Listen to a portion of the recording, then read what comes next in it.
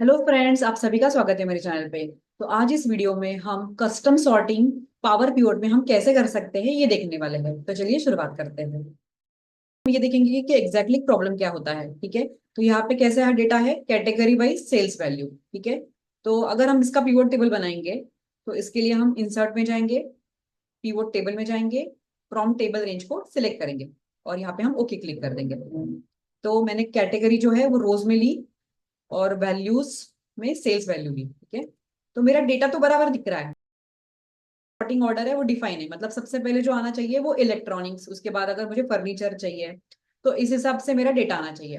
पर यहाँ पे क्या हुआ है, जो कॉलम है वो टेक्स्ट फॉर्मेट में है, इसकी वजह से जो डेटा सॉर्टिंग हुआ है वो अल्फाबेटिकली हुआ है। ठीक है, तो अभी हम कस्टम सॉर्टिंग का यहाँ पे यूज करेंगे। तो ये जो भी पिवट टेबल है यहाँ पे हम डिलीट कर देंगे। तो सबसे पहले हम क्या करेंगे कि सॉर्टिंग कैसी होनी चाहिए वो डिफाइन करेंगे।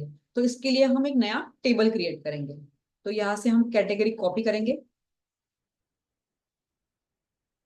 और सॉर्ट ऑर्डर डिफाइन करेंगे। मतलब यहाँ पे हम बताएंगे कि कौन सी कैटेगरी पहले आनी चाहिए, कौन सी दूसरी, और उसके बाद कौन सी कैटेगरी आनी चाहिए। तो यहाँ पे मैं डिफाइन कर रही हूँ कि इलेक्ट्रॉनिक्स फर्स्ट आना चाहिए, उसके बाद फर्नीचर आना चाहिए। फिर सबसे पहले मैं सॉर्टिंग ऑर्डर डिफाइन करूंगी। ठीक है, तो मैंने यहाँ पे डिफाइन किया कि इलेक्ट्रॉनिक्स मुझे फर्स्ट चाहिए, उसके बाद फर्नीचर, उसके बाद जो भी चाहिए उस हिसाब से मैंने सॉर्टिंग ऑर्डर डिफाइन किया है। ठीक है, तो अभी हम क्या करेंगे, सबसे पहले इसका फॉर्मेटिंग चेंज करेंगे हम।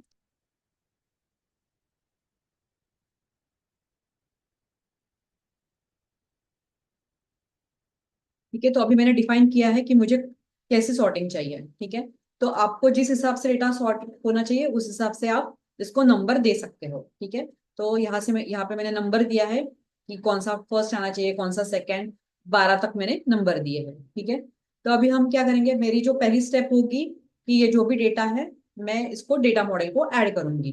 तो ये मेरी ओके, तो ये जो भी टेबल है वो सेल्स डेटा है। तो सबसे पहले मैं सेल्स डेटा को डेटा मॉडल को ऐड करूंगी। तो पावर पिवट टैब में ऐड टू डेटा मॉडल को हम क्लिक करेंगे। ठीक है, तो मैंने मेरे पहले वीडियो में दिखाया है कि अगर मेरे पास पावर पिवट ये टैब नहीं है तो इसे मैं कैसे ला सकता। तो आप मेरा वो वीडियो जरूर चेक करना। तो जो भी मेरा सेल्स डेटा है वो डेटा मॉडल को ऐड हो गया है। ओके, तो सबसे पहले इसको हम टेबल में कन्वर्ट करेंगे, कंट्रोल टी करेंगे और इसको नाम देंगे सॉर्ट ऑर्डर। टेबल को नाम देंगे सॉर्ट ऑर्डर। इसको भी हम डेटा मॉडल को ऐड करेंगे, पावर पिवट में जाके ऐड टू डेटा मॉडल को क्लिक करेंगे। तो इससे क्या होगा, सेल्स डेटा और जो भी मेरा सॉर्ट ऑर्डर का डेटा है वो डेटा मॉडल को ऐड हो गया है। ठीक है,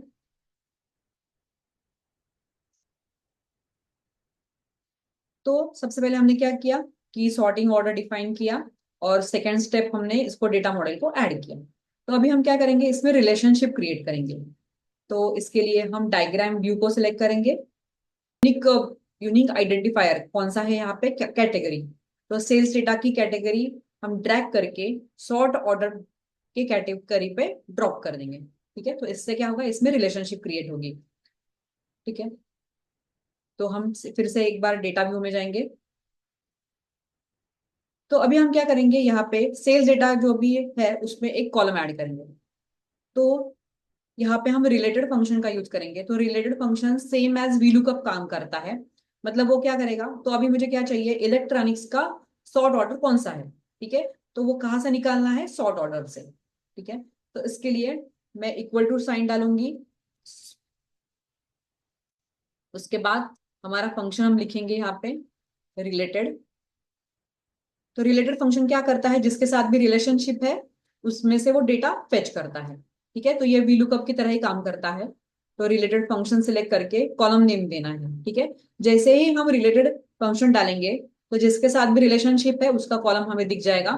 तो यहाँ पे मुझे कौन सा कॉलम चाहिए, सॉर्ट ऑर्डर, इसको सिलेक्ट करूंगी, ब्रैकेट कंप्लीट करके एंटर कर दूंगी।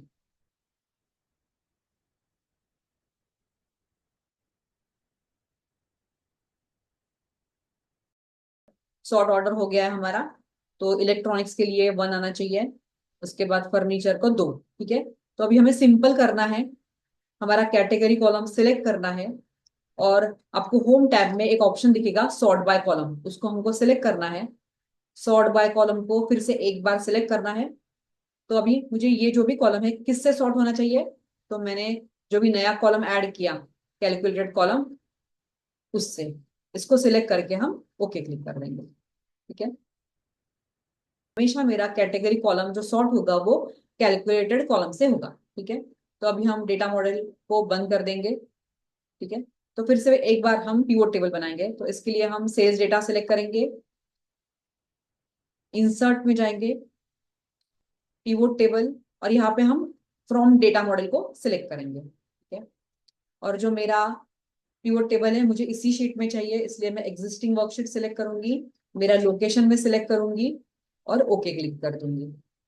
ठीक है, अभी मैं सेल्स डेटा से कैटेगरी लूंगी। ठीक है, आप देख सकते हो जैसे मैंने सॉर्ट ऑर्डर डिफाइन किया है वैसी ही मेरी कैटेगरी दिख रही है, और यहाँ पे हम वैल्यू लेंगे, वैल्यूज में। तो इस प्रकार हम सॉर्ट ऑर्डर डिफाइन कर सकते हैं पावर पिवट का यूज करके। अगर आपको मेरा ये वीडियो पसंद आया होगा तो प्लीज मेरे वीडियो को लाइक करो, शेयर करो और मेरे चैनल को सब्सक्राइब करो। अगर आपको कोई भी क्वेरी होगी तो प्लीज मुझे कमेंट में लिखो। Thank you.